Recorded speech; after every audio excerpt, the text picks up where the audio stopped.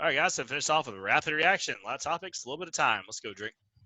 Let's roll, baby. The 49ers has placed cornerback Richard Sherman on injury reserve with a calf strain, meaning the earliest he could come back is week 5.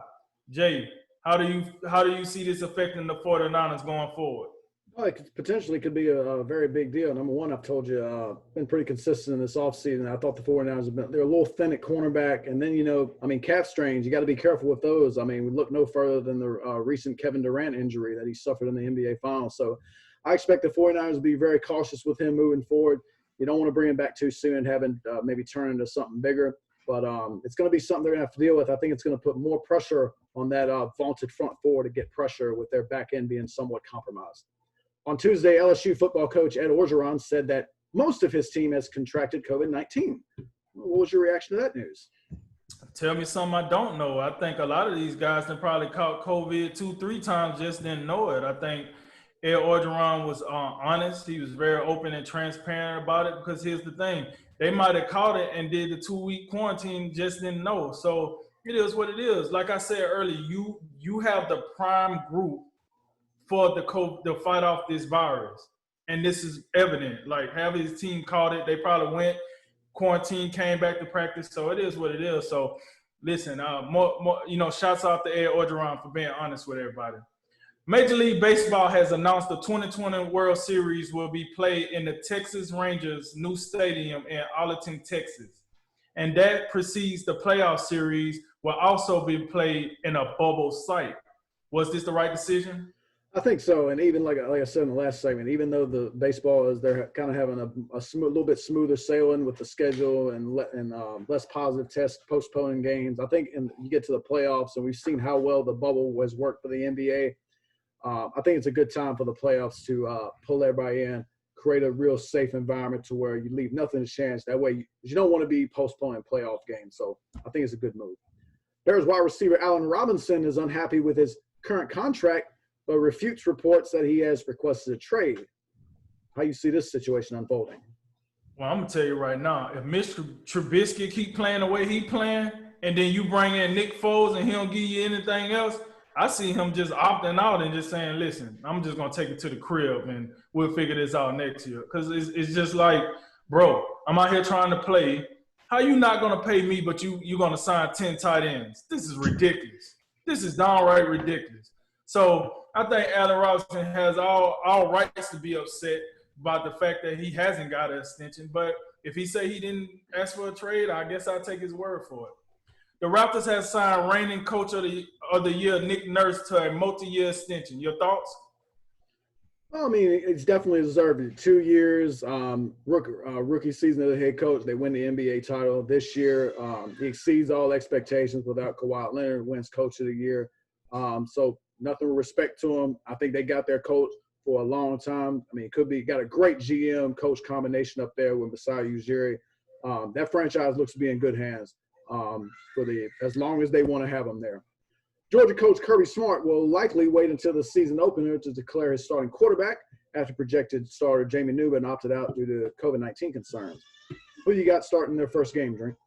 I think this job is JT Daniels to lose, the transfer from USC. Here's the deal, because you think about it, Jamie Newman, he transferred from Wake Forest, and you had JT Daniels transferring from USC, former 5-star, played well, but he got hurt, and he got beat out by old Slovis down there, and Slovis happened to be one of the players that's trying to play football this year, by the way. But he came there for a reason, and I think Kirby Smart going to try to get him in. The only reason I don't see him being a starter if he's not healthy or something to start the season, but I think that is that starter if all things are equal. The Cowboys will be without linebackers Sean Lee and Leighton Vander Esch due to a sports hernia and a broken collarbone, respectively. Big deal, little deal, or no deal?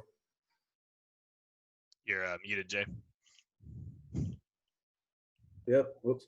Fairly big deal for Leighton Vander Esch being out for a significant amount of time. He's a big deal back there with Jalen Smith. But and not to say Sean Lee's not to say he's a no deal, but I mean that's just an annual requirement at this point that Sean Lee has to miss games due to some injury. I mean, we got to just kind of is what it is. I mean, just go ahead and pencil it in, just mark off a block that he ain't gonna be available due to an unforeseen injury. Houston Rockets owner Tillman Fertitta has said Daryl Morey will remain in Houston as the team's GM and will lead the head coaching search. What'd you make of that news? Well, you got Mike D'Antoni that pretty much chucked the deuce. So, if you get rid of Morey, then I guess you will really be rebuilding for real because you still got to figure out how do you get enough pieces to make your two expensive stars playoff contenders. So if I'm Fertitta, I look at it and I say, listen, I got to take the good with the bad, the lesser of two evils. I keep Morey, and we try to figure out how we crack that conference finals and maybe the finals. So I can definitely understand the situation he's in right now, but I don't know. You got to find this coach, man, and Morey better be on the money because there's only so much crap they're going to take before you be out the door there, buddy. The NBA has locked in November 18th for the draft. You plan on watching? Let me check the calendar real quick. That's on a Wednesday, so it shouldn't conflict with any football. So we can probably make it happen. It's probably reasonable. That's one. Browns and Bengals on Thursday Night Football. Who rebounds from their Week 1 loss? The Bengals. Listen, the Browns was I got it.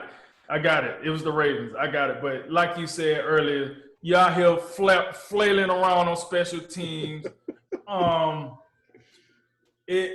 It seems that Baker Mayfield is still in his progressive commercials or whatever the commercials it is he's doing out here. He got more commercials than he do completed passes. That ain't gonna cut it. The Bengals they seem to be taking the season a little tad bit more serious right now. So I would be remiss if I didn't go with the Cincinnati Bengals right now. I think I figured it out. I know I don't jump in at the end of these, but I think I figured it out. When you're that bad, you probably do need to keep insurance. I get it now. It makes sense. That's it. Shut it down. All right. We'll just do that. That concludes today's Drink of Wisdom. I'm Cody Ward. I'm Jay Wise. And I'm Nathan Drinker. And remember, make tomorrow better than today and make today better than yesterday. And you know what we going to do. We gonna holler at you until next time, baby.